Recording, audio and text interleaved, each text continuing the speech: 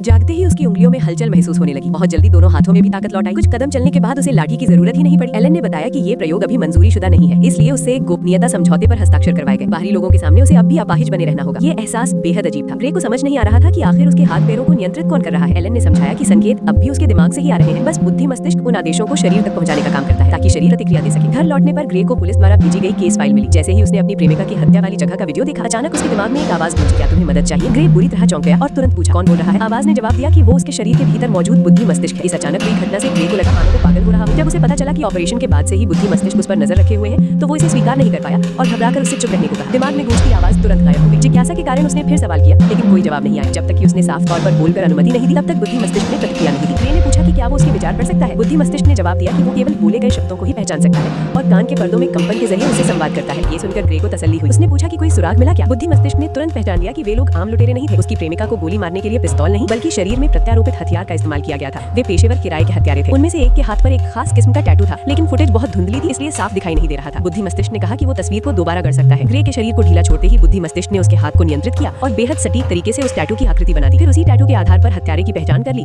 जिसका नाम था ब्रांड, और उसका पता भी मिल गया। सुराग मिलते ही ग्रे बेहद उत्साहित हो गया और तुरंत पुलिस को फोन करने वाला था, लेकिन बुद्धि मस्तिष्क ने उसे रोक दिया क्योंकि उसका अस्तित्व एक गोपनीय रहस्य था और ग्रे सबूतों के स्रोत को समझा नहीं सकता था। बुद्धि मस्तिष्क ने सलाह दी कि पहले ब्रांड के पास जाकर सबूत जुटाए। अगले दिन ग्रे उसके घर के बाहर पहुंचा और उसके बाहर निकलने का इंतजार करने लगा।